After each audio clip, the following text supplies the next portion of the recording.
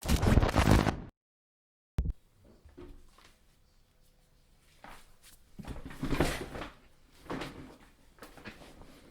guys, welcome back to the fifth episode of the Money Press podcast. I'm your host, Gregorio Tomasino, and thank you for tuning in. So today I'm gonna start something new. I'm going to do fun facts before we actually start the video. I don't know. I thought it was a cool implement. So let's start with the first fun fact of this episode. So it says a total of 9 nuclear submarines have sucked around the world. Most of them are on the ocean floor with nuclear weapons that are still intact. I don't know about you, but that's pretty cool, and I'm happy that I shared that with you guys. Without further ado, though, we're gonna drop some gems. Start the video.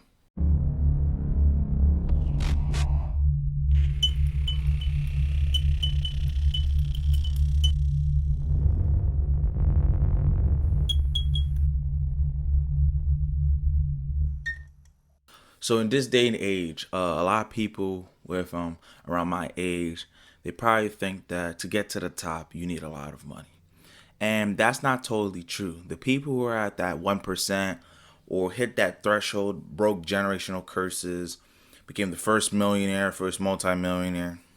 I don't know, became the first billionaire, right? Those people didn't technically get to that status with their money. They actually got it with other people's money, aka the bank's money, aka credit.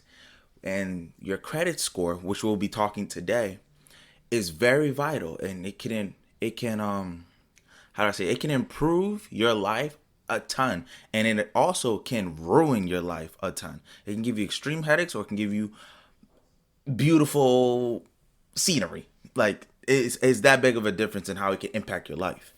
Like credit is literally like the bread to your bacon, egg, and cheese, or the Arizona to your bacon, egg, and cheese. Because if you didn't have that Arizona, that whole sandwich would be drier than a Popeye's biscuit. It's the bread to your peanut butter and jelly sandwich. Credit score is basically the foundation of your life. It's your life. Guard it with your life and be disciplined when you handle the money. And today we're just going to be talking about why is it so important and what's the significance. I'm not going to be talking about how to increase it or what's calculated in your credit score. That will be like, it's too long. So that will be like in a podcast video. So let's start off with the ranges. Credit score ranges from 200, which is the least, which is bad, to 800, which is to 850, which is the best you can ever get. Now, I personally don't know anyone who has hit 850, but I do know one person, and I've talked to them, where they hit 800 once in their life. Now, 800 is probably the goal everyone's trying to get. People stick around the high 700s and they try to hit the threshold of 800. If you could hit that or you're close to 800, that's very good, and keep up the good work. Now, I understand there's some people who have circumstances, unforeseen circumstances, where they forgot a bill and their credit score went down 50 points, 30 points, whatever. I'm not talking about those people, but the people who, in terms of don't manage their money good, that's going to reflect on your credit score, and you don't want that, because that's, like I said, it's going to give you headache, and we don't want headache. We want to build generational wealth currently, wealth long term. And to do that, let's fix the credit score, because that can aid you a lot.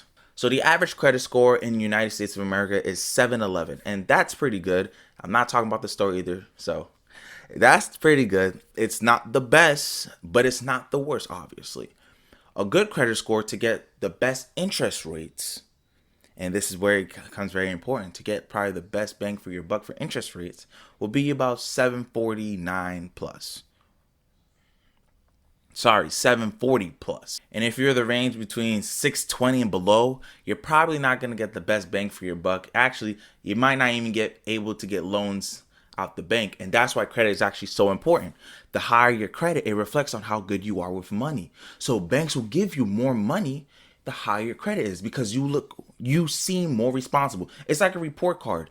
If you're applying to colleges and your report card showed all A's, that shows to the schools that you're good at studying, you're good at time management, and you take your education seriously. If you showed up with D's and F's, they're not going to take you seriously, and they'll probably reject you. Just how the bank works with your credit score. So the higher you are, the more likely you're going to get a loan, and the lower the interest rate probably. And the more money, the better, so it can aid you. The lower your credit score, you're probably not gonna get no money, and or if you do get money, you're gonna have a high interest rate. So it's not too good. So always aim for, like I said, above 740. So here's an example, and this is very hypothetical because interest rates do fluctuate due to wealth of the economy or for whatever circumstances. Credit score is not the only thing that's calculated into interest rates, but it plays a good portion, which can aid you. So the example I'm going to give, please take it with a grain of salt. I'm just trying to show you the difference in how credit score can help you in the long run. So if you had if you needed a $10,000 loan to start a business and you had a credit score of 850, your interest rate could be around 5%, which is good because 5% of 10,000, you'll only have to pay an interest rate of per month 500. But if you had a 600 credit score and they did grant you that money, your interest rate could be 20%, which would be 2,000 per month. So you see the difference on how credit score can help you. Like I said, please take that with a grain of salt, the example I just gave you. But you see how the big of a difference is. Another great example is people who go to go get cars. They won't they're not gonna always 100% tell you can't get the car. But if you do and you have a low credit score, they tend to give you a high interest rate. Why? It's a marketing strategy. They know you're not responsible, so they're gonna give you a high interest rate just so you can pay them money, and then they can just repo your car later because they know you're not gonna pay for it. But if you had a high credit score, they know you're responsible, so they're gonna give you a low interest rate. But like I said, I'm not going too in depth. I'm just showing you the significance of how credit score can change your life.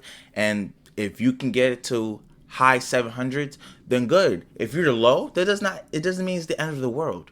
You can always build it back up. Don't give up and don't feel like